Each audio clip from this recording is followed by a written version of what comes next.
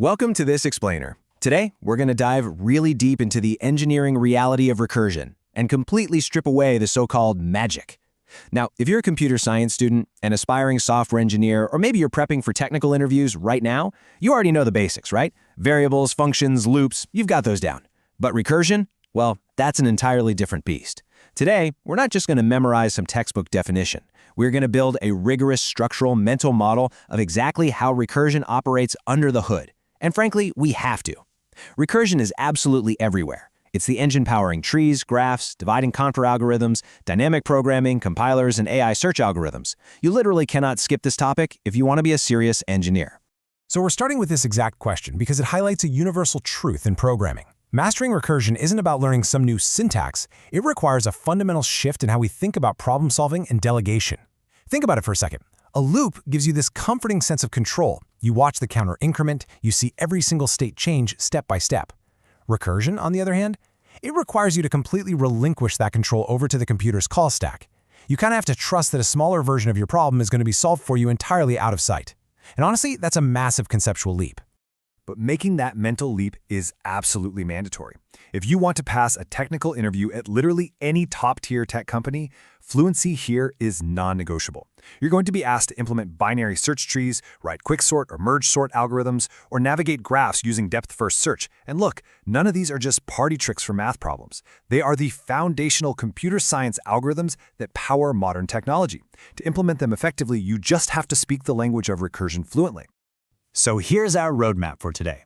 We're going to start by redefining recursion, then we'll unmask the call stack to see what's actually happening in memory. After that, we'll execute a detailed step-by-step dry run, look at some real production use cases and pitfalls, and finally, decode what interviewers are actually evaluating. All right, let's jump into section 1. What is recursion? The art of delegation.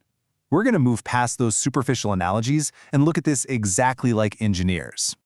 Okay, let's break down this definition and just take it slowly. Instead of thinking about recursion as a function calling itself, which, yeah, is technically true but super unhelpful, frame it instead as a function delegating a slightly smaller piece of work and waiting for the result. You do this until the problem becomes simple enough to solve directly. This is fundamentally different from a loop iterating over an array. Imagine you have a massive problem. You do a tiny, constant amount of work on it, and then you hand the rest of that slightly smaller problem to a clone of yourself. You just sit there, you wait for that clone to finish, they hand you the answer, and then you return the final result. For this to work, every recursive function fundamentally requires two vital parts to survive. First, the base case, which is your stopping point where the problem is so small the answer is just obvious. Second, the recursive case, where the actual delegation happens. Without that recursive case, the problem never gets any smaller. And critically, without the base case, the cloning process never stops, which, as we'll see in a minute, inevitably results in a catastrophic system crash. Moving on to section 2, unmasking the call stack. It is time to strip away the magic and see what the computer is actually doing in memory. The absolute most crucial thing to understand here is that recursion is purely mechanical. There's absolutely zero magic involved. Your computer only has one processor doing one thing at a single moment in time. Every single time a recursive function delegates work by calling itself, a new frame is pushed onto a data structure in your computer's RAM called the call stack. Think of a stack frame as literally a physical block of memory. It holds the parameters of your current call, local variables that are paused and waiting for execution, and the exact return address so the program knows exactly where to resume once that smaller problem finishes. The current function is literally suspended in memory, just waiting for an answer. Let's move to section 3, step-by-step dry run. We're going to build out this mental model by visualizing this stack concept verbally. We'll do a really thorough dry run of calculating 4 factorial. So we want to calculate 4 factorial. We start with factorial of 4. Our program allocates a stack frame for n equals 4. Does 4 equal our base case of 0? No. So it has to calculate 4 times whatever factorial of 3 is. But wait, it doesn't know factorial of 3 yet. So it literally stops. It pauses execution, freezing its variables in RAM, and pushes a new frame onto the stack, factorial of 3. But 3 needs factorial of 2, so it pauses and pushes factorial of 2. 2 pushes 1, and finally 1 pushes 0. Try to build the suspense of this in your mind. The stack is growing downward, filling up physical memory space with all these unresolved problems. At this exact moment, you have 5 separate function calls sitting in your call stack, all patiently waiting for a return value. And right here is where the tide turns. Factorial of 0 hits our base case. It doesn't make another call. It simply returns the number 1. The stack now begins to unwind in a phase we call backtracking. This is where the actual math finally happens. The frames were just waiting before, but now the dominoes fall backward. The frame for factorial of 0 pops off the memory stack, handing the number 1 back up to factorial of 1. Factorial 1 completes its math, 1 times 1, and pops off, handing 1 up to factorial of 2. 2 multiplies 2 by 1 and hands 2 up. 3 multiplies 3 by 2, handing 6 up. Finally, our original factorial of 4 wakes up, multiplies 4 by 6, and returns 24 to our main program. The stack is totally empty. The computation is complete. Let's look at the Python implementation line by line to map that logic directly to code. Line 1, we defined fact of n. We take our input. Line 2, if n equals 0, return 1. This is our shield, right? Our base case. If we don't hit this, our program dies. Then line 3, return n multiplied by the result of fact of n minus 1. This is the recursive delegation in action, creating that smaller, self-similar problem we just traced. Now let's switch over to C++. The fundamental logic is totally identical, but looking at a lower-level, statically typed language really reminds us of the hardware reality here. Notice the strict int declarations. C++'s exact memory management makes the physical cost of those stack frames much more real and rigid compared to Python's really smooth abstraction. It is an incredibly elegant piece of code, but remember, that elegance comes with a memory cost.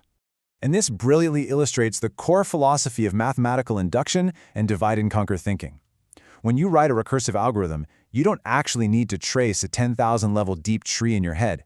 That's impossible. Instead, you design a rock-solid base case, you design a flawless recursive step, and you simply trust the math. You assume, hey, if my function correctly solves a smaller version of this problem, then my current logic will automatically and correctly solve the current one. Section 4. Production and pitfalls. So, when we actually leave the realm of textbook math, where does recursion genuinely show up in modern software engineering? Let's talk about why recursion naturally fits these specific problems, rather than just listing them off. Think about an operating system's file directory. A folder is just a structure that might contain files, or it might contain more folders. Because the data structure itself is self-similar, folders inside of folders, the function required to read them must also be self-similar. This is exactly why recursion is the absolute perfect tool for hierarchical structures. Whether your web browser is traversing a nested DOM to render a web page, an algorithm is running depth-first search on a massive graph, or a database is querying a binary search tree, recursion provides incredibly clean logic. It's the standard for writing quicksort partitions and traversing abstract syntax trees in compilers. But when we carefully weigh the engineering trade-offs, we see some pretty strict limitations. While recursive code yields beautiful mathematical and hierarchical architecture, its memory footprint is extraordinarily high because of all those stacked memory frames we talked about.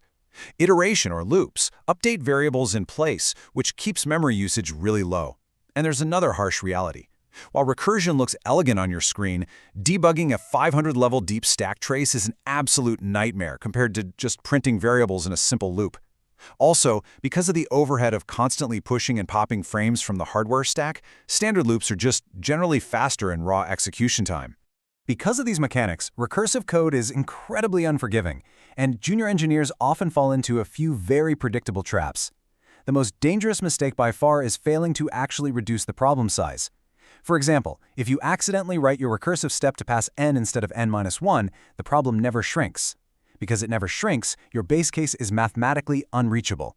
The function just keeps cloning itself at the exact same size, endlessly waiting for an answer that is literally never going to come. And when that happens, the program doesn't just fail gracefully, it violently crashes your entire application. This results in the infamous stack overflow. You see, most runtime environments only allocate a tiny amount of memory, usually between 512 kilobytes and 1 megabyte, just for the call stack. If your recursion goes too deep, either because of a nasty bug or simply because your dataset is just way too massive, those thousands of suspended frames sitting in RAM will completely exhaust that stack space, causing a catastrophic runtime failure. Actually, scratch that. There is a way you can sometimes prevent this. It's an optimization technique called tail recursion. In tail recursion, you pass a running total or an accumulator as a parameter. This makes the recursive call the absolute final action the function takes. Because there's no math left to do after the call returns, an optimized compiler realizes it doesn't need to save the current stack frame. It just safely reuses a single stack frame. But here is the critical catch. While languages like C++ or Scheme can optimize this, it is vital to know that mainstream languages like Java and Python generally do not support tail call optimization. Meaning even if you write perfectly optimized tail recursive code in Python, you are still gonna blow the stack. Finally, Section 5, the interview perspective. Let's talk about what senior engineers are actually evaluating when you face a recursive problem in a high-stakes technical interview. Listen, when an interviewer asks you to write a merge sort or traverse some complex graph, they aren't just checking if you memorized the algorithm's syntax. They are evaluating your core problem decomposition skills. Can you intuitively identify the subproblem? Do you genuinely understand what is physically happening inside the hardware's call stack memory? Can you design rock-solid base cases that prevent memory leaks and stack overflows? They want to know you have this foundation down cold, because recursion is the absolute prerequisite for mastering trees, graphs, dynamic programming, and backtracking, which basically comprise the core of almost any high-level technical interview out there. We've completely conquered the linear stack today, tracing one straight path down and back up. But remember our core thesis. Recursion isn't about memorizing patterns. It's learning to break a complex problem into smaller, self-similar pieces. So I'll leave you with this provocative thought for our next explainer. What happens to the machine's memory when a function calls itself not just once, but twice, or maybe 3 times per frame?